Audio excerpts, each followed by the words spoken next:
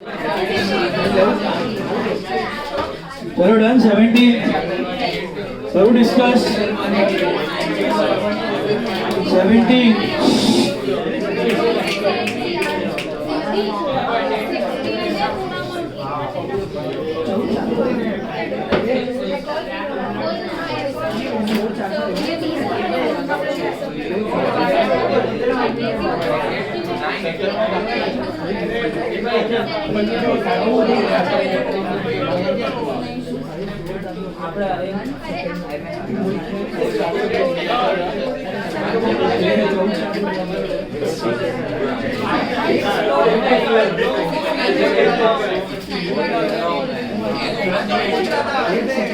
8 का balance sheet is for homework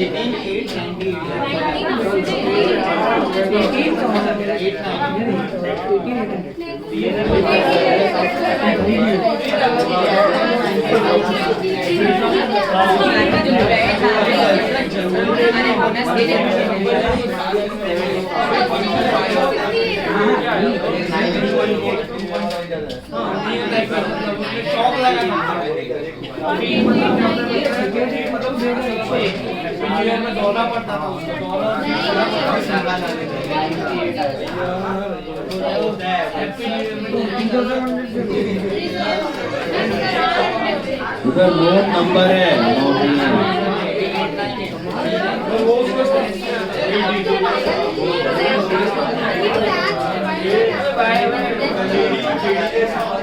Comfortable with balance sheet now. Tomorrow get issue of shares and debentures. 8 sum extract is homework. 17 का answer please check. Okay, 17. Share capital total is 18,800. Reserves are 98. Total is 18,898. And authorized 20,000.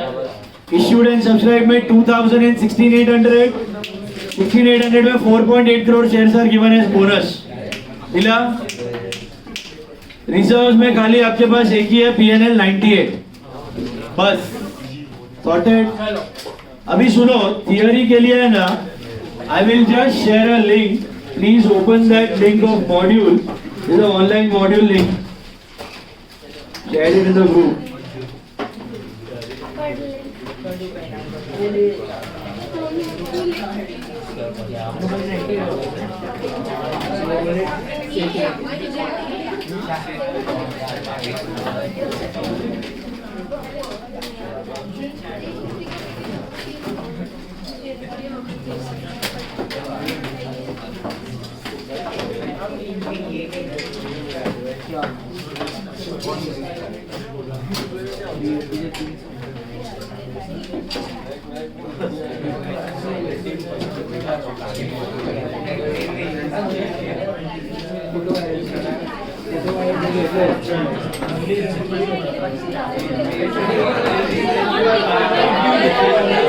Thank you.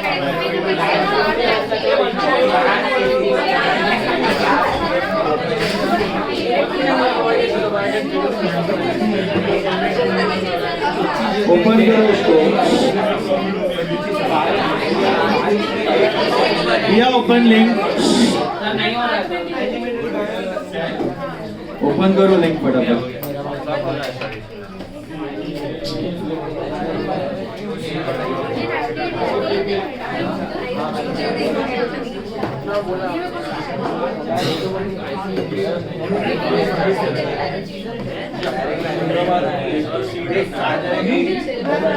मिला क्या? Please be quiet, guys. All of you got the link? गर्मी हो रहा है? अभी भी गर्मी हो रहा है?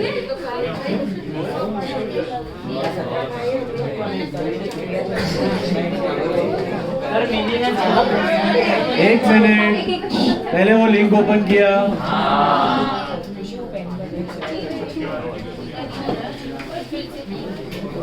देखो अभी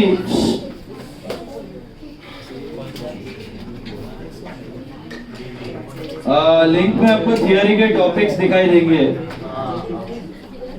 मिले क्या? पहला meaning and scope of accounting, that topic, can you see that? Now it is a 16 or 17 page topic. What is that? So it is the basic of entire accounting and bookkeeping which you have learned from 11th standard.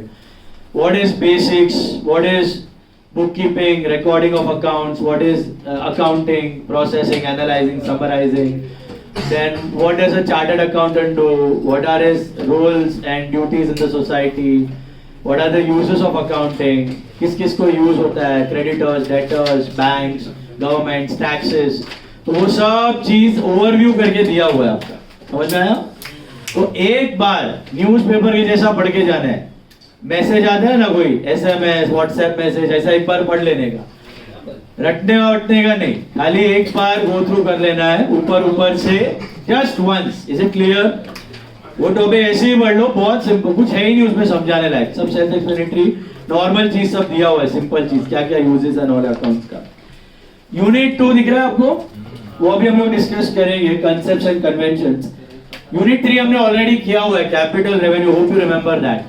What are capital expenditure, revenue expenditure, deferred revenue, फिर capital receipt, revenue receipt. के long term benefits are capital, short term benefits are revenue.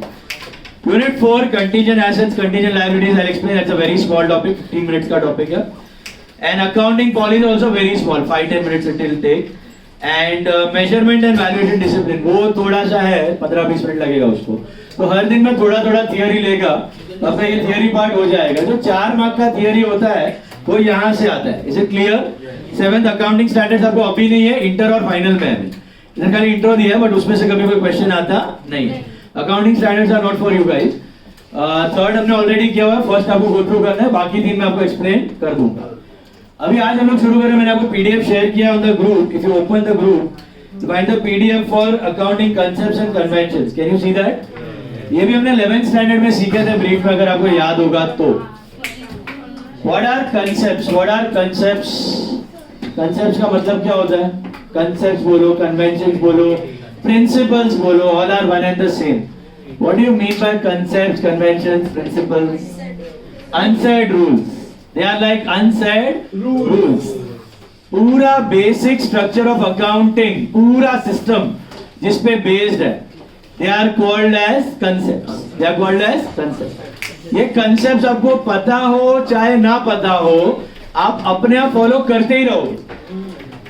ये करना better क्यों है? ये करोगे ना तो you will be able to show true and fair presentation of whatever business you are doing. Ultimate goal क्या है अकाउंटिंग का? True and fair presentation. ध्यान से समझना, ओके? रटने के लिए नहीं पढ़ना है, समझ के पढ़ना, so that you remember for a lifetime, as simple as that. क्योंकि जितने स्टैंडर्ड्स आप पढ़ोगे ना इंटर और फाइनल में, वो सारे कंसेप्ट पे बेस्ड है। मैं आपको बोलेगा यार कंजर्वेटिज्म का कंसेप्ट फॉलो कर, अच्छा चीज है, अकाउंट्स बराबर से तू कंपेयर कर पाएगा, बराबर से दिखा पाएगा, तू जा भाड़ में, मैं नहीं करने वाला। तो ऐसा लोग बोल रहे जा भाड़ में, जा भाड़ में। तो ICAI ने क्या किया, उसको स्टैंडर्ड बना दिया, जक मार के अभी सबको कंजर्वेटिज्म फॉलो करना पड़ता है। वो एक एक करके स्टैंडर्ड में कंजर्वेटिज्म डाल दिया है उसने। स्टॉक वैल्यूएशन में उसने क्या बोला How do you value the stock? Closing stock, cost of market price, whichever is less. Standard बना दिया AS2. जब मार के फॉलो करो, जाओ, करना ही पड़ेगा. Is it clear? तो concepts का knowledge अगर रहेगा ना, तो आप standards अच्छे से कर पाओगे. That is the use. Okay? So there are many concepts in accountancy. One by one we'll check, go through them. So if you open the PDF, the first concept you will find is business entity concept. मिला? कि वहां पे बहुत बड़ा बड़ा explanation दिया हुआ है. आपको 4 मार्क का क्वेश्चन आएगा. वो 4 मार्क में 2 स्टैंडर्ड या 2 कंसेप्ट, स्टैंडर्ड नहीं आता है, कोई भी 2 कंसेप्ट बोल देगा, एक्सप्लेन करो. तो 2 मार्क मतलब 2 से 3 लाइन इनफ है. इतना पूरा बड़ा भर भर के लिखने की जरूरत. और कभी भी अकाउंट्स का थियोरी, ये टेक्निक कोई भी थियोरी के लिए है, पॉइंट वाइज लिखने का. डोंट राइट ऐसा para wise, right any damn theory point wise. Okay, point मतलब ऐसा बुलेट्स करके, हाईलाइट करके, पॉइंट वाइज लिखने का. And underline the keywords with pencil. These 2 things are very important. Write the theory point wise and underline the keywords with pencil. Theory है ना, पहला question में 4 मार्क का आता ही है कंपल्सरी. अब अटेम्प्ट करना ही पड़ेगा, छोड़ के मत आना, लिख के आना है कुछ. ओके, अंडरलाइन करना है कीवर्ड्स. और 4 मार्क का अगर एक ही चीज आ गया तो 4 पॉइंट कम से कम. पूरा पूरा पेज भरने की जरूरत, ज्यादा लिखोगे तो मार्क्स मिलेगा, ऐसा टेक्निक चलने वाला नहीं. कभी कभी किसी ने 3 पॉइंट लिखा लेकिन क्रिस्प है, वही टू द पॉइंट परफेक्ट लिखा है, उसको मिल जाएगा मार्क्स. और आपने पूरा पेज भरा, आपको मार्क्स नहीं मिलेगा. समझ में आया? तो वो ध्यान रखना है. अभी और एक थियरी आ सकता है लास्ट क्वेश्चन में 5 मार्क का, 6th क्वेश्चन में 5 मार्क का, बट वो जनरली ऑप्शनल थियरी रहता है. मतलब एक क्वेश्चन 15 मार्क का रहेगा, लेट्स से शेयर्स का, और एक 5 मार्क का रहेगा, लेट्स से बोनस का, और सामने ऑप्शन में 5 मार्क का थियरी आ जाएगा. तो वो ऑप्शनल थियरी भी आ सकता है, but generally compulsory theory 4 mark.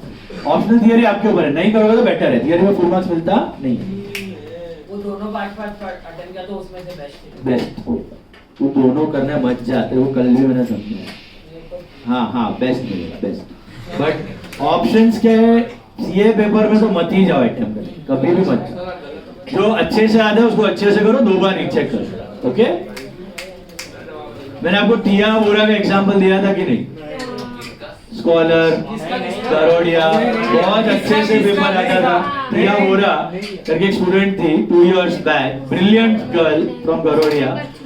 उसका बहुत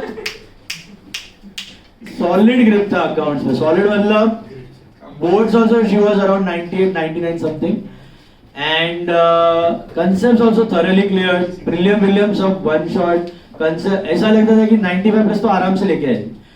उसका प्रॉब्लम क्या हुआ, पेपर में उसने देखा क्वेश्चन रीडिंग टाइम पे 6 के 6 क्वेश्चन विद ऑप्शन सब आ रहे हैं उसको. And she found it dam easy कि ये तो पेपर मुझे बहुत आता है, ओवर एक्साइटेड. आपने बोला था एकदम स्लो. 2 घंटे हो गए, 3 ही क्वेश्चन अटेम्प्ट किए उसने. 2 आवर्स में 3, टोटल 5 करने होते हैं. 2 घंटे में 3 क्वेश्चन अटेम्प्ट किए उसने. अभी लास्ट 1 घंटा बाकी है और उसको 2 क्वेश्चन अटेम्प्ट करने हैं. उस एक 4th क्वेश्चन में शी टुक अराउंड 40 मिनट्स. तो लास्ट क्वेश्चन के लिए बचा उसका सिर्फ 20 मिनट. फिर प्रेशर में, टाइम प्रेशर में गड़बड़ करके शी लैंडेड अराउंड 85 और 86.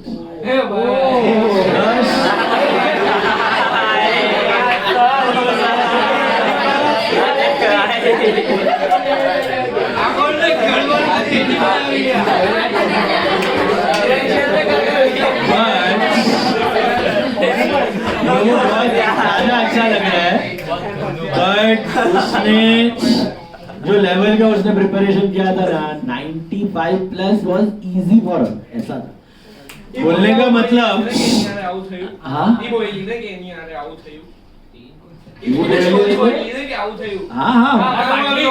અમારામાં બી એક ટિયાના હતી આવી જ. चलो ना, टियाना ने मिस्टेक किया है बोर्ड्स में.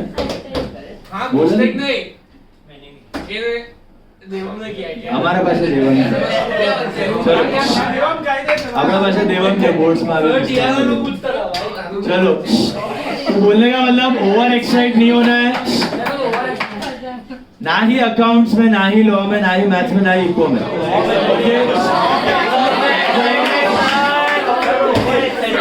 नहीं, ये हो जाता है तुम लॉ में डर रहे हो और बाय चांस थोड़ा इजी क्वेश्चन आ जाए तो फिसलने का नहीं, आराम से कूल माइंड से पूरा करने का सॉल्व. ओके, अपने को पूरा पेपर क्रैक 400 में से उड़ाने का मैक्सिमम. अभी देखो कंसेप्ट में ध्यान दो. So I'll explain the concepts in brief. 2 to 3 points, 4 points per concepts are more than enough. Okay, you can write it in your own words. Rubbish मत लिखना, एक बार रीड कर लेना खाली घर पे जाके. The first one we have is business entity concept. Tell me, what is business entity concept? Business and businessmen are two separate entities. Okay? As per this concept, business and businessmen are two separate entities. Business is different from businessman. So what does this concept indicate? You do not record personal transaction in business का books, ना ही business transactions in personal books. Why do we do that? So that business का expense income remains in business and comparison becomes possible. तुम personal भी इधर डालते रहेगा, you will be never be able to compare. Ultimately everything boils down to comparison. सभी लोग concept follow करेंगे, सभी लोग standards follow करेंगे, तो सब फायदा क्या? Comparison. Ultimately अपना results compare कर पाओगे और बाजू वाले के साथ compare कर पाओगे. So that investors can decide where to invest. Business people can decide, debtor creditor can decide किसके साथ business करना है. Banks can decide किसको loan देना है. Is it clear? So all these standards are ultimately for comparison purpose. Is this clear? Yes. So entity concept. Never record personal transaction in business and business in personal. That's why capital is a liability for the business. Why capital is a liability? Because owner is separate from business. And for business owner, it's an asset. So if HDFC Bank has some investment in HDFC Life, HDFC Bank is a company, HDFC Life is insurance company. उसने shares खरीदे हुए. HDFC Bank has purchased shares of HDFC Life. So for HDFC Bank, it is like an investment. But for HDFC Life, it is a liability. Is it clear? भले ही HDFC Bank owns HDFC Life, it is the owner. The holding company is HDFC Bank and the subsidiary company is HDFC Life, but still they are separate entities. So HDFC Life के लिए वो capital है, HDFC Bank के लिए वो investment है. Okay? So businessman and business are two separate entities. Remember that. Going ahead, the second concept we have is money measurement concept. What does money measurement concept state? Come on. Whatever you record in the books of account should be monetarily measurable. It should be monetarily measurable. It should be convertible in the terms of money, either in dollars or pounds or rupees or whatever it is. It should be able. You should be able to convert it into money. Non-monetarily transactions cannot be recorded in books of accounts, which is a flaw. तो flaw क्यों है? You cannot record sunlight and air and all, वो तो ठीक है, but most important asset of any business are what? Humans. You cannot value a human being, so you do not have any money value of human being in the books of accounts. You can quote it in the terms of salary, but salaries and bonuses do not define the value it adds to the business. For example, I buy this air conditioner, it is worth 50,000, ठीक है, it has a quality of 50,000. Other businesses also buy, they'll have to pay 50,000, right? If I buy a better quality air conditioner, let's say O General or Mitsubishi Heavy Industries, it will cost 60,000 or 70,000. But I know the quality it is giving. हल्का वाला फुल्का कोई लेगा इससे, थोड़ा फालतू AC लेगा, local company का लेगा 30,000, 35, तो वैल्यू भी उतना देने वाला है. बट ऐसा स्टैंडर्डाइजेशन ह्यूमंस में पॉसिबल नहीं है. सो खाली बैलेंस शीट और बुक्स ऑफ अकाउंट देख के यू कैनॉट जज अ बिजनेस. खाली नंबर्स देख के आप बिजनेस को जज नहीं कर सकते. उसके पीछे जो चलाने वाला एंटिटी है, ह्यूमंस है, they are equally very important. Humans are the biggest asset of any organization, but because they are not monetarily valuable, they are not disclosed in the balance sheet or the books of accounts. Is it clear?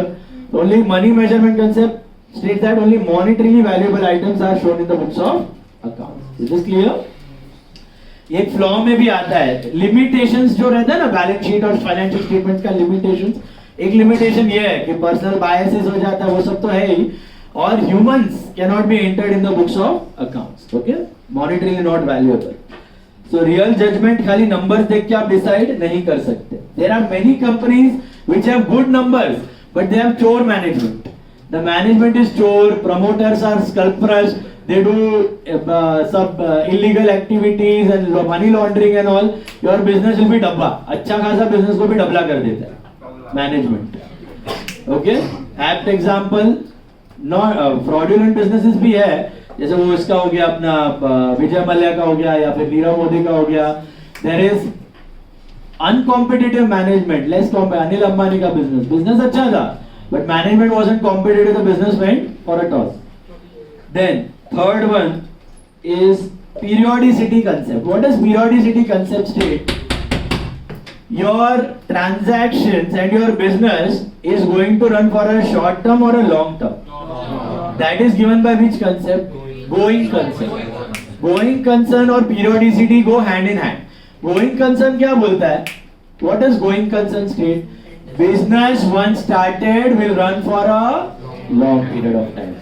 Long period of time तक business चलता रहेगा. You are not going to assume it will get shut down in short span. Because of going concern, we show assets separately in the balance sheet because we assume they will run for a long period of time. Next year आएगा, ये लंबा चलेगा. That's why we show prepaid expenses and pre-received income in the balance sheet. Because prepaid expense and pre-received income मतलब next year इसका benefit मिलना बाकी है, pre receive मतलब नेक्स्ट ईयर देना बाकी है, बिजनेस आगे चलने वाला है. तो गोइंग कंसर्न क्या बोलता है? Business will run over a long period of time. Periodicity क्या बोलता है? अच्छा, आपका business long period of time तक चलेगा, तो क्या बिजनेस के एंड में 100 साल के बाद प्रॉफिट लॉस ढूंढूं? नहीं. You have to divide your life into small small parts to calculate profit और loss to make it comparable. तो पीरियोडिसिटी यही बोलता है कि divide the life of business into small small period, small parts, may be year, may be 6 months, may be 3 months, to calculate profits and loss. Is this part clear? तो periodicity इतना ही है कि divide the life into suitable period so that you compare your profits and losses at the end of each period. Results can be made comparable. Is this clear? Then we have accrual concept. Anyone knows what is accrual? What is accrual? पूरा life हमने 11th 12th accrual ही कर रहे हैं ना. Show your expenses on incurred basis, not on paid basis. And show your incomes on earned basis, not on received basis. Received और paid को भी एक सिस्टम बोलते हैं. वो क्या सिस्टम होता है? Cash system. And accrual system is also known as mercantile system. Mercantile accrual में हम लोग अर्न इनकम दिखाते हैं. क्यों ऐसा दिखाते हैं? Again comparison becomes possible. तुम 1 साल की सैलरी है 1 लाख, पे ही नहीं किया. 2 साल की सैलरी 2 लाख, पे ही नहीं किया. तीसरे साल 3 लाख पे किया. इधर 3 लाख खर्चा दिखाया. क्या पता चलेगा? पहले साल प्रॉफिट ज्यादा, दूसरे साल प्रॉफिट ज्यादा, तीसरे साल profit come. But is that the situation? काम तो उतना ही हुआ. That's why accrual is so important. So accrual कैसे दिखाता है? You show outstanding expenses also and you show income receivable also in the books. Outstanding मतलब क्या? भले ही पे नहीं किया लेकिन इनकम हो गया है. Income received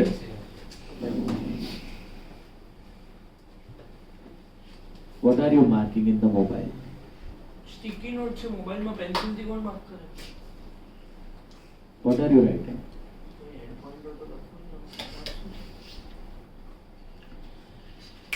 Income receivable means what? Earn किया है लेकिन मिलना बाकी है. तो खाली रिसीव्ड ही रिकॉर्ड नहीं होता, रिसीवेबल एंड आउटस्टैंडिंग भी रिकॉर्ड होता है, so that again your accounts become comparable. Okay, So that is the use of accrual concept. Accrual concept states that all incomes and expenses must be shown on incurred and earned basis, not on paid and received basis. Matching concept. What is matching concept? Matching क्या बोलता है? Match your income with your expenses. Accrual and matching, जैसे periodicity and going concern go hand in hand. Accrual and matching go hand in hand. जो outstanding और receivable होता है ना, outstanding और रिसीवेबल, वो अक्रूवल की वजह से आता है, और जो प्रीपेड और प्री रिसीव्ड होता है वो मैचिंग की वजह से आता है. प्रीपेड और pre received comes because of matching. How? तुमने एक्सपेंसेस पे कर दिया है, इस साल मैंने रेंट पे कर दिया 12 महीने की जगह 18 महीने का. Can I show full 18 months का rent as my expense? No, I will make what? Only 12 month का रेंट एज माय एक्सपेंस, बाकी प्रीपेड हटा दूंगा. मैंने इनकम रिसीव किया है, interest, instead of 12 months I have received 15 months का interest. Will I show my income of 15 months? No. 3 months का pre received I will subtract. So that is what is matching. What does matching say? Match your income with your, if you show 3 months income, show 3 months expense. 6 months income, 6 months expense. 10 months income, 10 months expense. 12 months income, 12 months expense. If you are showing sales and purchases, if you are into mobile phones and if you have sold 100 mobile phones, then the purchases must be also of 100 mobile phones. If you have sold 80 mobile phones, your purchase must be also of 80 phones. Matching must be followed. Only then again your profits are comparable.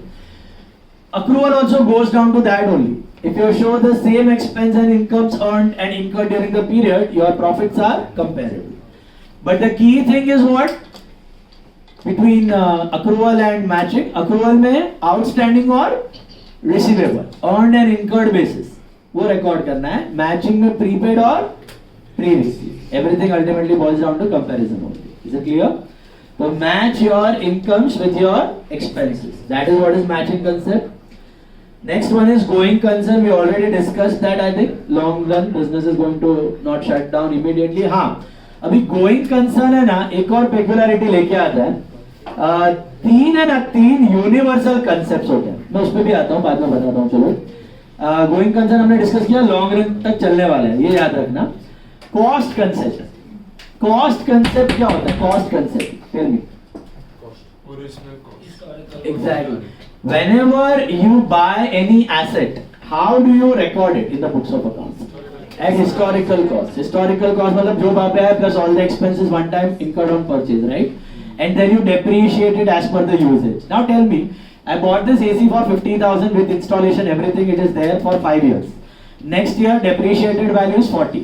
उसके बाद 30. अच्छा, तीसरे साल में पता नहीं AC का market value बहुत अचानक से बढ़ गया, पब्लिक को ये AC बहुत पसंद आने लगा, सप्लाई कम हो गया, डिमांड बढ़ गया, ये AC का वैल्यू 70,000 हो गया. Should I make it 70,000? अच्छा, मार्केट में सडनली गिर के 10,000 हो गया. Should I make it 10,000? That is the peculiarity of cost concept. Historical cost क्या बोलता है? Once you buy an asset in the books of accounts, record it at historical cost. Record it at historical cost. Do not fluctuate its value as per market, क्योंकि fluctuate करेगा तो क्या होगा? जितना value बढ़ाओगे उतना प्रॉफिट बढ़ेगा, जितना value घटाओगे उतना प्रॉफिट. लेकिन क्या वो प्रॉफिट आपने रियलाइज किया? अब तक आया तो है नहीं हाथ में. तो ऐसी हवा में प्रॉफिट बढ़ रहा है, घट रहा है, बढ़ रहा है, घट रहा है, आपको पता ही नहीं चलेगा बिजनेस अच्छा कर रहा है या खराब. Again distorts the comparison part. Profit बढ़ना चाहिए, घटना चाहिए, नो डाउट बढ़ना चाहिए, घटना चाहिए, लेकिन किसके वजह से होना चाहिए? सेल्स एक्टिविटीज की वजह से होना चाहिए, ना कि वैल्यूएशंस की वजह से. Is it clear? तो हिस्टोरिकल कंसेप्ट, इंडिया में 90% of the company still follow this concept for assets, that is historical cost concept. Historical cost मतलब एक बार लाया, मतलब उसका वैल्यू घड़ी घड़ी चेंज करने का नहीं. But again in some scenarios this becomes a flaw. जैसे मैंने बताया, इससे अगला concept, money measurement was having a flaw that humans can not be measured and recorded. Same में historical cost concept, it also has a flaw कि human assets आ गए तो वो तो आप रिकॉर्ड नहीं कर पाओगे. सेम वे एक और फ्लॉ है कि सब फॉर एग्जांपल जमीन है, एक बिजनेस ने प्रॉपर्टी खरीदी थी आज से 10 साल पहले 5 लाख रुपए की, आज की डेट में उसकी वैल्यू है 15 लाख रुपए. 10 साल पहले उसने ली थी 5 लाख की, आज की डेट पे है 15 लाख रुपए. फिर भी वो हिस्टोरिकल कॉस्ट फॉलो कर रहा है, उसकी प्रॉपर्टी आज भी बुक्स में कितने में दिख रही होगी? 5 लाख. कॉस्ट कंसेप्ट तो वही बोलता है, जब तक आप डिस्पोज ऑफ ना करो तब तक उसका प्रॉफिट लॉस रिकॉर्ड करने की जरूरत नहीं है. But then what happens? Is it showing the true and fair view of the business? No, because value of property was how much 10 years back? 5. Now it is how much? 15. So is it showing the true picture of the business to the outsiders? No, it is hiding from the outsiders, right? It is hidden because real value उसका 15 है और घटने वाला है कि नहीं? नहीं, घटने वाला नहीं है, 15 लाख है, लेकिन बुक्स में कितना दिख रहा है? 5 लाख. कंसेप्ट का अल्टीमेट टारगेट क्या था? True and fair. लेकिन ये हिस्टोरिकल कॉस्ट कभी कभी नट जाता है आपको, कभी कभी ये ट्रू एंड फेयर व्यू दिखाता नहीं है. तो इस केस में कंपलसरी नहीं है कि बिजनेस हिस्टोरिकल कॉस्ट ही फॉलो करे. There are 4 other methods of valuing your assets. Historical cost, current cost, market net present value बोलते हैं उसको, and you have net realisable value. तो 4 अलग अलग और तरीके हैं जिसमें आप अपने एसेट्स दिखा सकते हो. कोई कंपल्शन नहीं है, आप जो वैल्यू पे दिखाना है दिखाओ, चलेगा. स्टैंडर्ड्स भी कोई फोर्स नहीं करता है कि ये वैल्यू पे दिखाओ. You can value the assets at a different value if you feel it is able to show the true and fair view of the business. Is it clear? तो बढ़ा भी याद है हमने वो रिवैल्यूएशन पार्ट किया था डेप्रिसिएशन चैप्टर में. Upward revaluation and downward revaluation. Upward revaluation हुआ तो रिवैल्यूएशन रिजर्व में प्रॉफिट दिखाओ, डाउनवर्ड हुआ तो पीएनएल में लॉस दिखाओ. फिर सेकंड रिवैल्यूएशन अपवर्ड हुआ तो वापस revaluation reserve, second revaluation downward मतलब PNL. First upward and then downward, तो पहले रिवैल क्रेडिट करो और फिर लॉस के लिए रिवैल में से पैसा निकालो, फिर पीएनएल में डालो. और फर्स्ट डाउनवर्ड फिर सेकंड अपवर्ड है तो पहले पीएनएल डेबिट करो लॉस के लिए, सेकंड अपवर्ड है तो पीएनएल का लॉस रिवर्स करो और फिर रिवैल्यूएशन रिजर्व में क्रेडिट करो. हमने याद है डेप्रिसिएशन के वक्त डिस्कस किया था, एग्जाम भी किया था उससे रिलेटेड. तो आप एसेट्स को हिस्टोरिकल कॉस्ट पे दिखाओ, बराबर है. It's the best possible method of valuation. Historical cost is generally considered to be the best possible value method. क्यों बेस्ट मेथड है? क्योंकि एक बार कॉस्ट आ गया, डेप्रिशिएटेड वैल्यू कर रहे हो, फिर दुनिया से आपको कोई लेना देना नहीं है. बाढ़ में जब बढ़ रहा है घट रहा है मेरे को कोई फर्क नहीं पड़ रहा, मैं अपना वापरने के लिए लाया है, जैसे बेचेगा अपना प्रॉफिट लॉस में रिकॉर्ड कर देगा. बट जब तक वो एसेट आपके बुक में है और there is a drastic difference between market price and book value, तो आपका ट्रू पिक्चर बाहर नहीं दिख रहा है. आउटसाइडर्स को आपके बिजनेस का ट्रू पिक्चर नहीं दिख रहा है, शेयर होल्डर को आपके बिजनेस का ट्रू पिक्चर नहीं दिख रहा है. तो वो कभी कभी फ्लॉ हो जाता है, तो उसका आपको ध्यान देना पड़ता है वैल्यूएशंस करते वक्त. Is it clear? तो हिस्टोरिकल कॉस्ट क्या बोलता है? Show your assets at historical cost, depreciated as per usage, do not fluctuate it as per market value changes. Is it clear? But again it has a flaw, it doesn't show true and fair value sometimes, so you need to change the values as per the changes in the market value sometimes, just to keep a track between market value and cost. Okay, generally ये properties के cases में होता है, बाकी asset तो depreciate ही होने वाला है. Okay, what was your doubt देवो? अगर appreciation किया तो historical cost violate हो जाएगा. हाँ, फिर आपका मार्केट वैल्यू पे वैल्यूएशन हो जाएगा, बट वो कंसेप्ट ही है ना, कोई स्टैंडर्ड तो आपको बोलता नहीं है. AS 10 governs fixed assets. Accounting standard govern. You violate a concept, nobody is going to tell you anything. Violate a standard, your books won't be taken into consideration. So accounting standard 10 governs fixed assets. Accounting standard 10 बोलता है कि भाई historical cost पे रखो, but review the value again and again year on year. If you feel that the market value is risen drastically, increase it. Revaluation reserve create करो, asset तो revaluation reserve बता दो एंट्री करके, so that your assets is brought up to the market value and it shows a true value, true and fair view to the outsiders. It is not violating the standard, you can do it. Then realization concept. What does realization concept state? It goes hand in hand with historical cost. AC का value 50 से 40, 40 से 30 हो गया है, market में 70,000 है. क्या मैं 70 बताऊं? नहीं. लेकिन जब मैं बेचूंगा तब वो रियलाइज होगा, तब वो प्रॉफिट लॉस ऑटोमेटिकली रिकॉर्ड हो जाएगा. तो रियलाइजेशन कंसेप्ट क्या बोलता है? Record the profits of the assets only upon realisation. Do not show any profits in advance. हम रीवैल्यू कर सकते हैं कुछ प्रॉपर्टी, लेकिन तभी करनी है जब वो घटने वाली नहीं है. फुल श्योरिटी है कि बढ़ के रहेगी, इसी भाव पे रहेगी, तब बढ़ा के दिखाओ, वरना कभी एडवांस में गेन्स दिखाने का नहीं. हाँ, लेकिन लॉसेस अगर हो रहा है, कभी कोई वैल्यू घट गई है, तो आप डिवैल्यूएट कर सकते, बट गेन्स रियलाइजेशन पर ही दिखाना है. रियलाइजेशन मतलब सेलिंग पर. उससे पहले नेवर रिकॉर्ड एनी प्रॉफिट और लॉस. प्रॉफिट्स तो मत दिखाओ, लॉसेस दिखा सकते हो. Realisation. Dual aspect. What does dual aspect state? Every transaction has what? Two aspects, debit and credit. So every transaction must be recorded on dual aspect basis. जो concept है double entry और dual aspect है. Debits must be having a corresponding credit. मतलब क्या? अगर book में कोई asset घटता है तो सामने कोई एसेट बढ़ना चाहिए या कोई लायबिलिटी घटनी चाहिए या कोई एक्सपेंस बढ़ना चाहिए. That debit should match the credit. समझ में आ रहा है? अगर कोई लायबिलिटी बढ़ रही है और सामने कोई एसेट घट रहा है, it will be a mismatch. Not possible. Want to get out? जाने का तेरे को? अरे आपको नहीं बोला. सो अगर कोई लायबिलिटी बढ़ रही है और कोई एसेट घट रहा है, would that be a matching thing? Is your dual aspect concept followed over there? अगर लायबिलिटी बढ़ी और एसेट घटा, not possible. If a liability increases an asset must increase. An asset must increase or a corresponding liability must decrease. Can you give me an example? A liability increases and an asset increases. So many. Bank to bank loan, cash to capital. A liability increases and an asset increases. बराबर? Liability बढ़ेगा तो asset बढ़ेगा, घटेगा नहीं. या फिर एक liability बढ़ी तो दूसरी liability घटी. ऐसे पॉसिबल है. Creditors to BP, BP to creditors. Okay. PNL to CRR, CRR to bonus to share holder capital. Is this clear? तो ये कंसेप्ट ही डुअल एस्पेक्ट कंसेप्ट है. One debit as a corresponding credit. अगर कोई expense बढ़ा तो या तो एक्सपेंस अगर बढ़ रहा है तो सामने कोई लायबिलिटी बढ़नी चाहिए या कोई दूसरा एक्सपेंस घटना चाहिए या कोई एसेट घटना चाहिए. It should happen.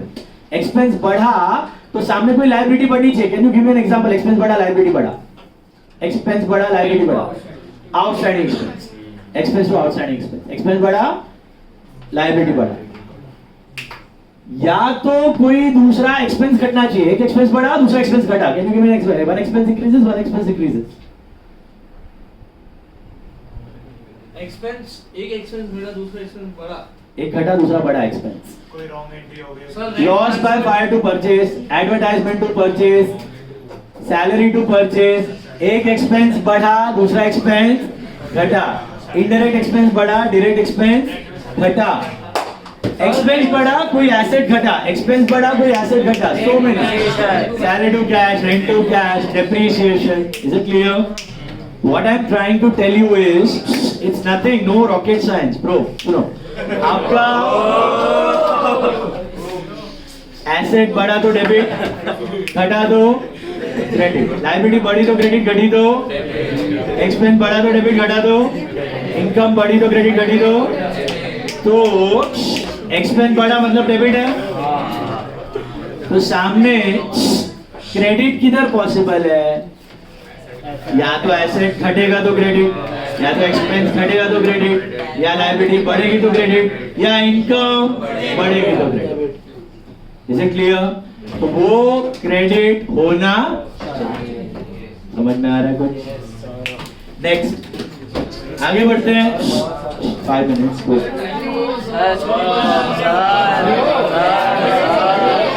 Conservatism. Please be quiet. 5 more minutes. Please be quiet. Silence. Please, 2 minutes. सुनो. Conservatism. What is the concept of conservatism? Tell me. Conservatism क्या बोलता है? Show your losses in advance, but never show your gains in advance. Conservatism is based on human psychology. Always be conservative in an approach. You should always, in the business, you should under promise and over deliver. Never over promise and under deliver. It is always a bad impression. Always. So always under promise and over deliver. Is it clear? So conservatism वही है, provide for losses but never provide for gains. But the concept states what? Don't be extremely conservative. Be what? Reasonably conservative. What is reasonably conservative? मैंने बताया था. आप reserves create करते हो bad debts के, discounts के, एक्सपेंसेस के बराबर है. बट इनकम के भी आप रिजर्व कभी कभी क्रिएट कर सकते हो. कब क्रिएट कर सकते हो? एनआरडीसी क्रिएट कर सकते हो, लेकिन कब? When you are sure about that income, when you are certain about that income, near to 100%, then you can show that income in advance. Again, that is belonging to true and fair view. क्योंकि आप हमेशा loss loss loss ही एकदम conservative दिखाओगे, gains दिखा ही नहीं रहे हो, तो वो ट्रू फेयर पिक्चर दिखा नहीं रहा है बिजनेस का. बिजनेस में हो रहे हैं गेन्स, लेकिन आप दिखा नहीं रहे. तो sometimes you can create a reserve for income. तो वो आप अगेंस्ट कंजर्वेटिज्म नहीं जा रहे हो. कंजर्वेटिज्म बोल रहे हैं to become reasonably conservative, not extremely conservative. Is it clear? Then the next one is materiality. Last one I think. Consistency. Sorry.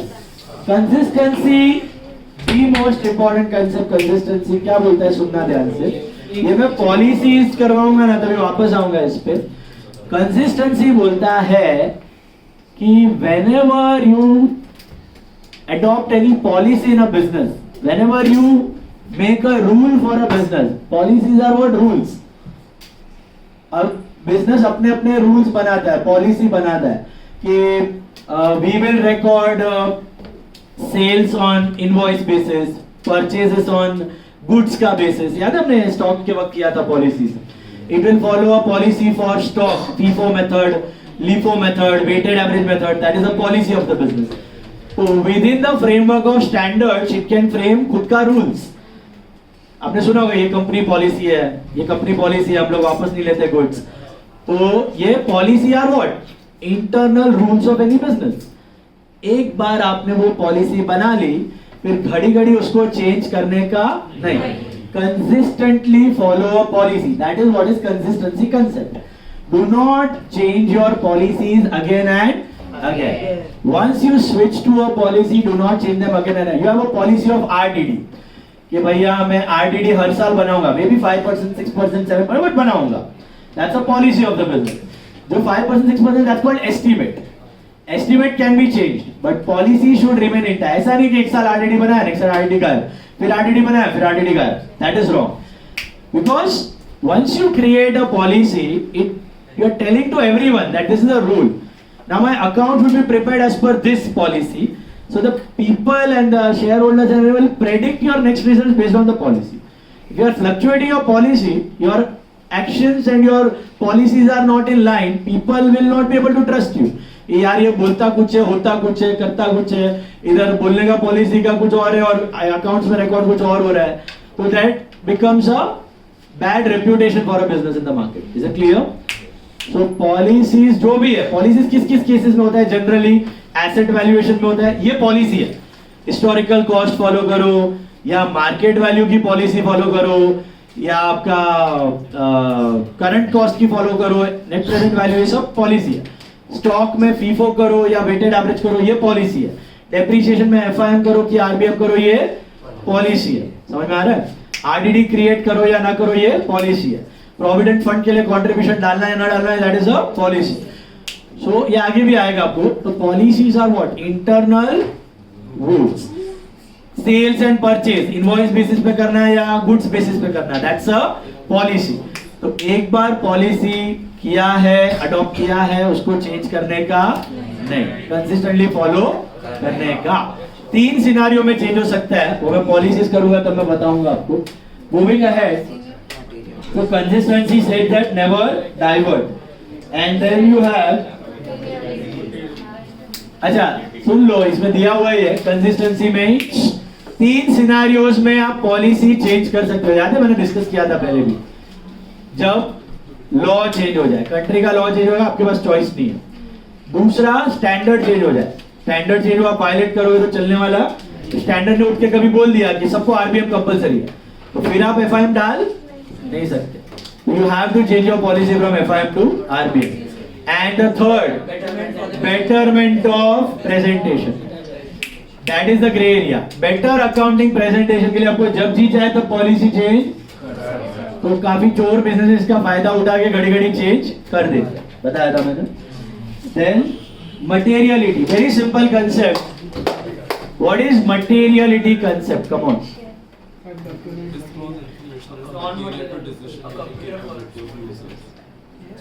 Disclose only those aspects which are material to the decision making capability. exactly. मतलब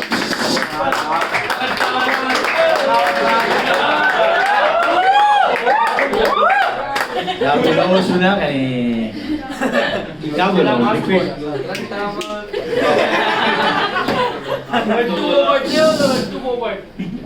तू नहीं ना marks लाओगे. अबे मने क्यों? What do you mean by materiality? Disclosure concept याद है हमने किया था. डिस्क्लोजर क्या बोलता है? Disclose everything with true and fair view. Materiality क्या बोलता है? ओनली मटेरियल कंसेप्ट्स को ज्यादा वेटेज दो एंड उसको बराबर से डिस्क्लोज करो. What do you mean by material important item? Material important item मतलब क्या? बिजनेस को अफेक्ट करे. What will affect the business more? Why? Value. Monetarily जो ज्यादा वैल्यूएबल आइटम्स है उसको अच्छे से डिस्क्लोज करो, उसको वेटेज दो, उसको प्रॉपर डिस्क्लोजर दो. उसमें कोई डील मत छोड़ो, उसमें कोई लीनियंसी मत करो. बट जो इमटेरियल आइटम है, बिजनेस में 500 करोड़ का टर्नओवर हो रहा है, उधर 2-5 हजार इज एन इमटेरियल आइटम. उसको तुम बराबर से डिस्क्लोज ना करो, क्लब कर दो किसी आइटम के साथ, कंबाइंड अकाउंट में डाल दो, सन्ड्री में डाल दो, या sometimes even if you miss it, it is okay.